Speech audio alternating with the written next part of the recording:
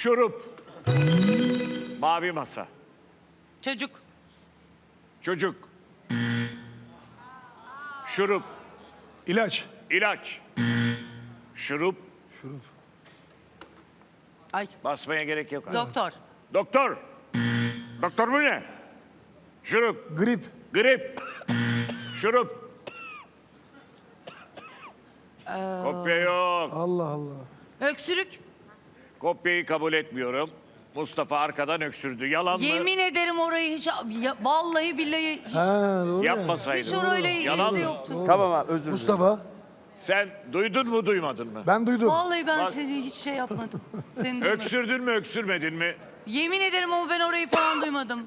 Zaten orayla hiç... Öksürdüm. Evet Ama tamam. inan ben seni duymadım. Tamam dümen tuttum. Neyse onu duymadığını kabul ediyoruz. Öksürük. Tamam. Ha, varmış. Ay!